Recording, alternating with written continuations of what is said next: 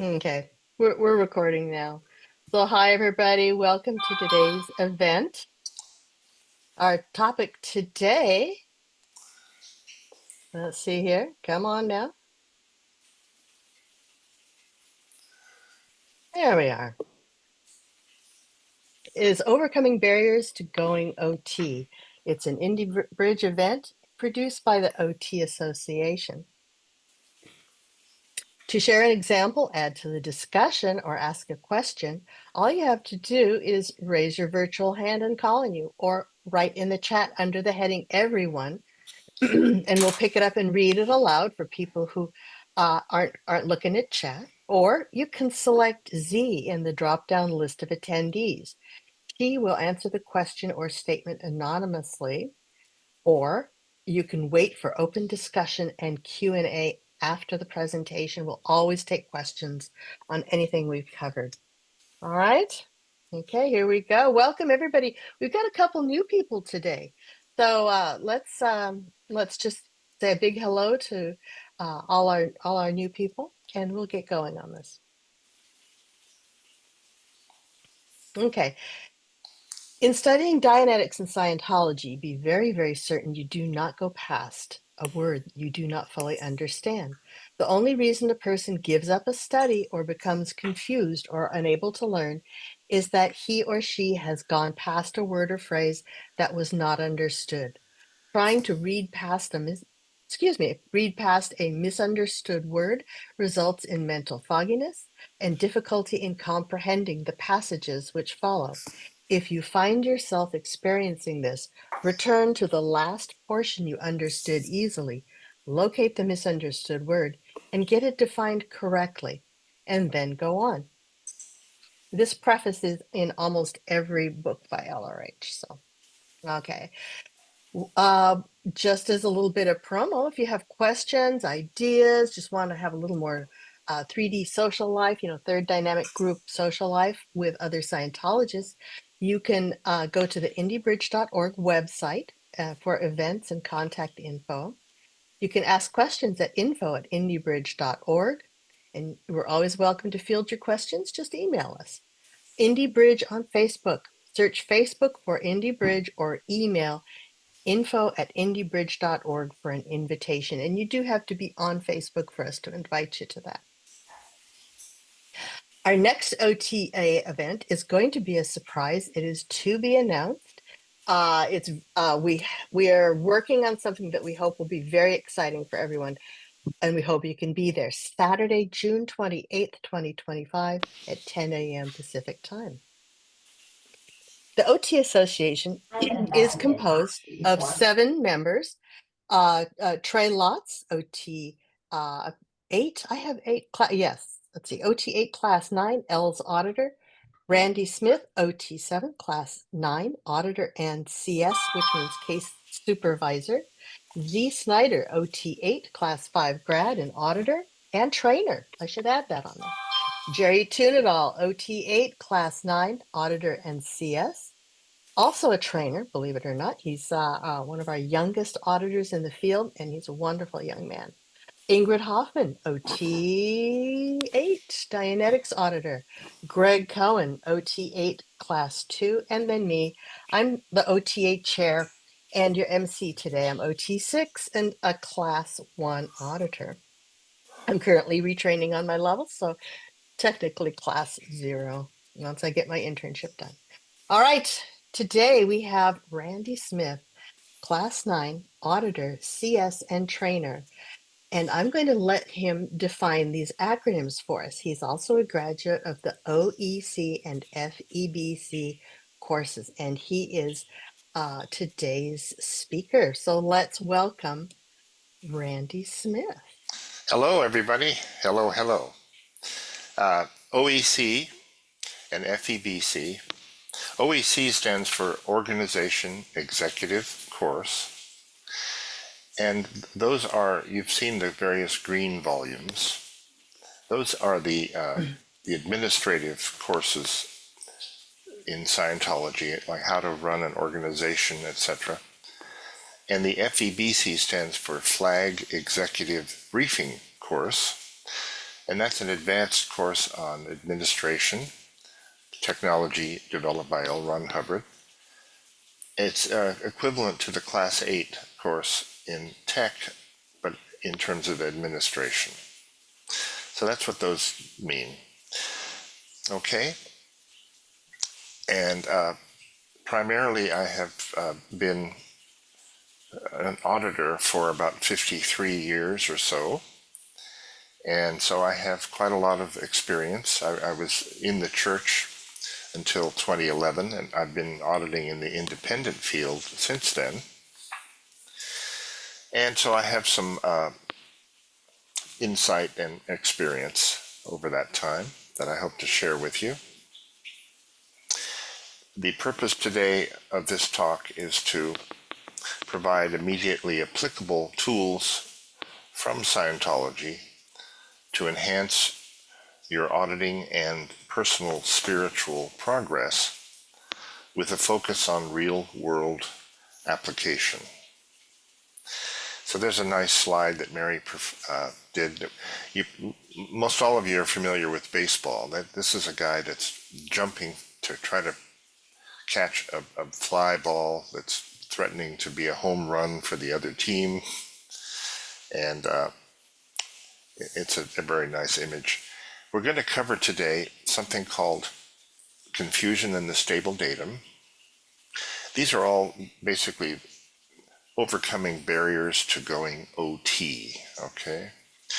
And we may cover some things about how to live higher on the tone scale and dealing with matter, energy, space, and time, MEST, chaos, and vectors, okay? All right, so let's talk about confusion first of all. Now I'm going to be reading from the book Problems of Work by L. Ron Hubbard. Now, most all of you have probably read this book. It's one of what we call the basic books, but you may not have read this book recently, and I keep going back to it a lot because it has such simple but powerful information in it. I'm going to be reading from chapter 2 in this book, and we'll talk about confusion first. Confusion, like it says on the slide, any set of factors or circumstances which do not seem to have any immediate solution.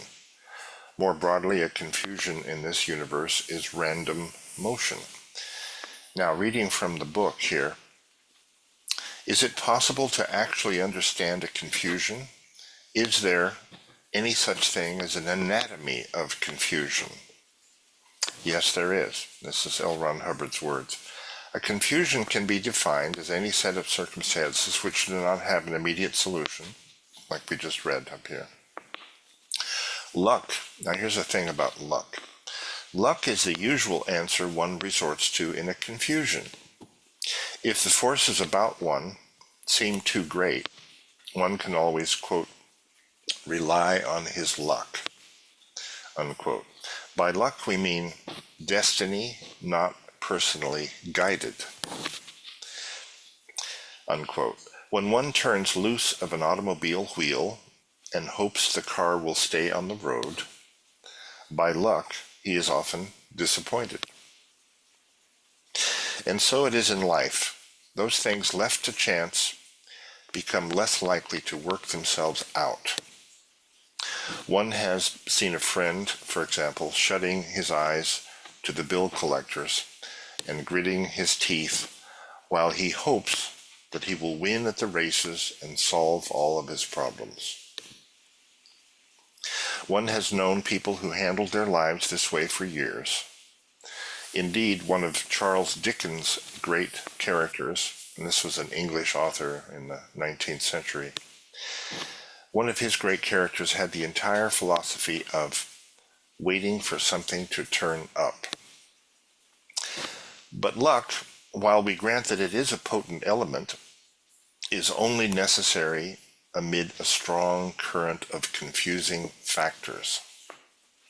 If one has to have luck to see him through, then it follows that one isn't any longer at his own automobile wheel. and it follows too that one is dealing with a confusion. If you were to stand in heavy traffic, you would be likely to feel confused by all the motion whizzing around you. If you were to stand in a heavy storm with leaves and papers flying by, you would be likely to be confused. If, as a switchboard operator, you had 10 calls hitting your board at once, you might feel confused. But is there any answer to the situation? If, as a shop foreman, you have 3 emergencies and an accident all at the same time, you might feel confused. But is there any answer to that? A confusion is only a confusion as long as all the particles are in motion. A confusion is only a confusion so long as no factor is clearly defined or understood. Confusion is the basic cause of stupidity. To the stupid, all things,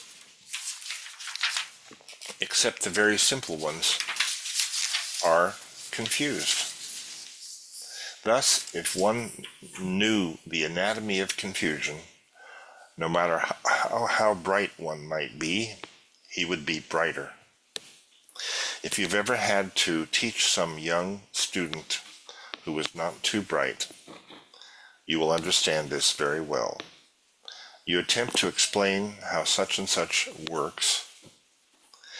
You go over it and over it and over it, and then you turn him loose and he promptly makes a complete botch of it. He didn't understand. He didn't grasp it. You can simplify your understanding of his misunderstanding by saying very rightly, he was confused. 99% of all education fails when it fails on the grounds that the student was confused. And not only in the realm of the job, but in life itself, when failure approaches, it's born, one way or another, from confusion. To learn of the machinery or to live life, one has to be able to either stand up to confusion or to take it apart. Now he's going to talk about, okay, so what is the solution to a confusion? We have in Scientology a certain doctrine about confusion. It's called the doctrine of the stable datum. If you saw a great many pieces of paper whirling about a room, they would look confused until you picked out one piece of paper to be the piece of paper by which everything else was in motion. In other words, a confusing motion can be understood by conceiving one thing to be motionless. In a stream of traffic, all would be confusion unless you were to conceive one car to be motionless in relation to the other cars, and so to see the others in relation to that one. The switchboard operator, receiving 10 calls at once, solves the confusion by labeling correctly or incorrectly one call as the first call to receive her attention. The confusion of 10 calls all at once becomes less confusing the moment she singles out one call to be answered.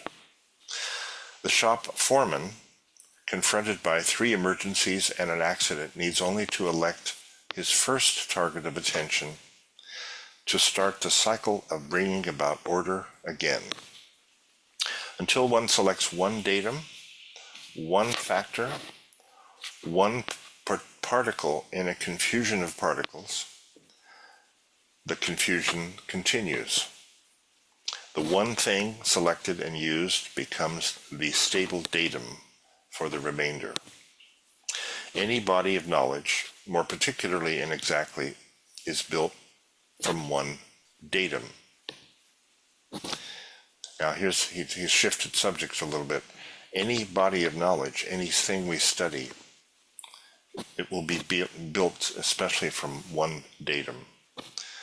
that is its stable datum. Invalidate it, and the entire body of knowledge can fall apart. A stable datum does not have to be the correct one. It is simply the one that keeps things from being in a confusion and on which others are aligned. Okay, so let's take some examples of that. So he gave several examples. I've also observed in auditing people, and this is something from the technology, where a person, a thetan, a spiritual being, actually applies this sort of naturally in a certain ways. For example, when an individual is confronted with a tremendous, let's say, a disaster, and everything seems to be flying apart, they will grab onto one thing to try to put order into the tremendous confusion. Now, it may not be the right thing, but it's one thing that they've chosen to try to align the rest of the confusion. So how do you use this in achieving OT? Why do we bring this up here? Well, when you're going through life and you're trying to achieve something, you will undoubtedly encounter various confusions. This is just a good thing to remember. Let's pick out one thing. For example, what is the first action I need to take to achieve this product? That will be your stable datum. If you keep your attention on that stable datum, it will help you align the other confusion. Another thing then to do is, well, what's the end product I want to achieve here? Make that a stable datum. Okay. Now, speaking of this, we're talking about achieving OT, and I want to read a recent success story from a recent person who had just completed OT5 just within the last couple weeks. And I think it's an outstanding thing to inspire you to adopt going OT as a stable datum. Quote, "Throughout this process, I gained more and more space over which I have control. I operated more consistently at a higher tone and find great enjoyment in interacting with people and putting order in the environment. I have confidence in my ability to communicate without thinking, just being guided by my knowingness, making correct decisions, having the correct amount of reach and withdraw, and use of influence. My life continues to be more effortless, with my postulates coming to fruition. And I am finding that I many times do not even know my postulates, that they have become innate and ongoing because they are pro-survival across all the dynamics. And then, when coming to fruition, I realize with great joy that I had earlier and effortlessly put them in place.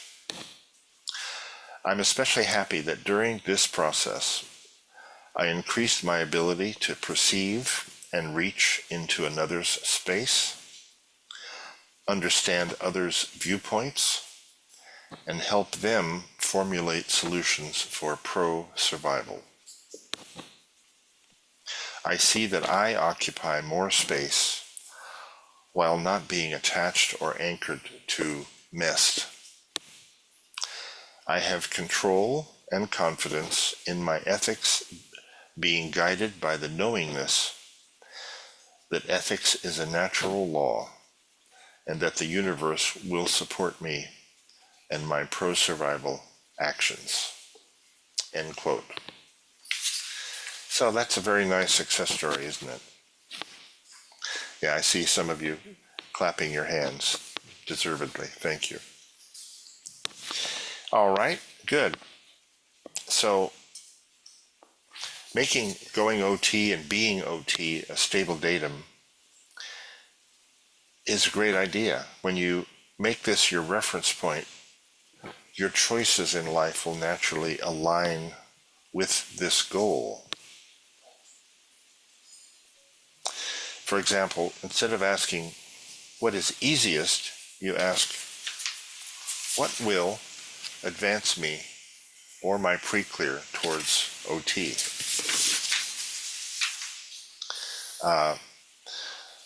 Some other barriers came to mind about like, well, let's see, I know I need to get trained, but I really have kind of a study bug, and so I really can't, I don't want to confront that.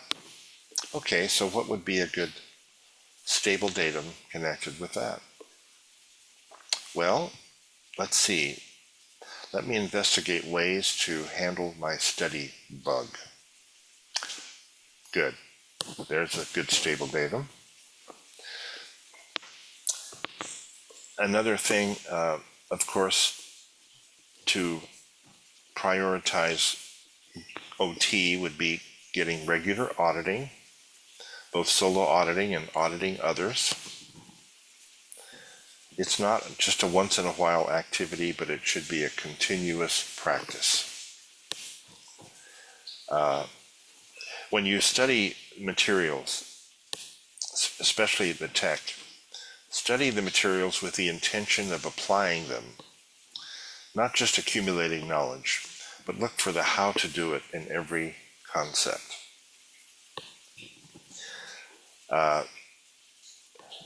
Make sure your environment is helping you. Seek out to be around others who share this goal. A supportive group can reinforce your commitment. And of course, ethical living helps. Apply the principles of the ethics conditions and follow those, and that will help you.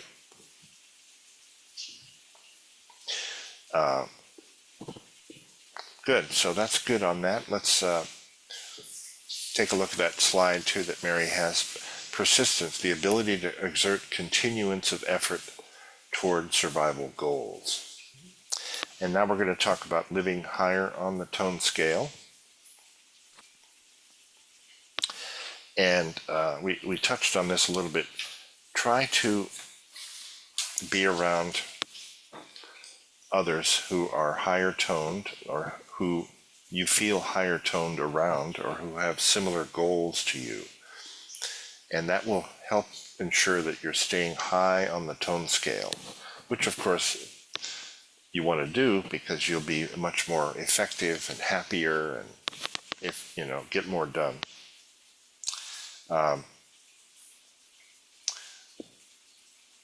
Let's see. Set and achieve small, attainable goals daily. This builds a sense of winning and competence, raising your tone. I have a habit of, I audit or train 6 or 7 people every single day during the week, and usually 3 or 4 on the weekends.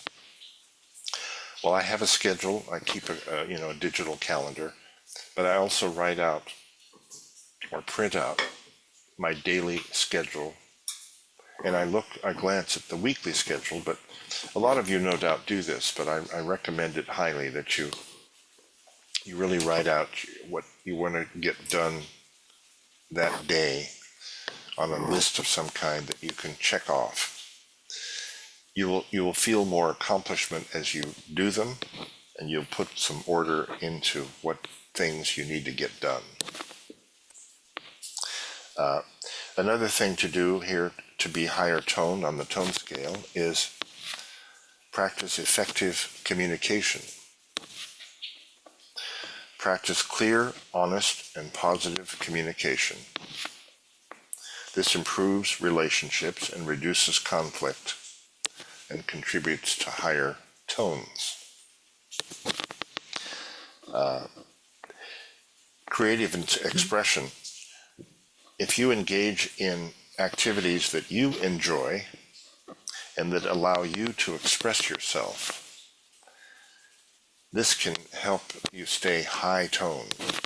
This can be anything from art to music to simply spending time in nature. But any of these things can help you stay high toned. For example, I belong to a bicycle club, and for about 10 or 12 years now, I have led a bicycle ride every Sunday morning, and we go about 15 miles. But it sounds kind of like a lot, but it's not. If you just ride at a conversational pace, we have 10 or 12 people. We ride to another town or two. We take roads that are free of auto traffic. It's a great social thing, and of course it's a great regular exercise. And I always get a big lift from doing it, and I think it's keeping me healthy.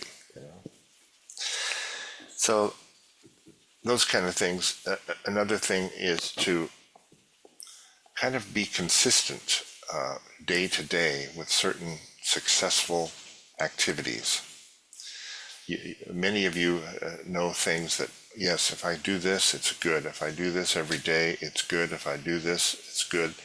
Try to really put in more consistency of these things, and this will help you stay high-toned and help you achieve longer-term goals as well. Okay, and of course, as auditors, those of us that are trained auditors, we hold a higher tone for our pre-clears. We create a safe and uplifting environment that facilitates their progress. And for those of you that are not auditing or used to audit, but you don't audit anymore, I recommend you brush up your tools and start auditing people again. You'll find it tremendously rewarding for yourself as well as for your pre-clear. Okay, good. So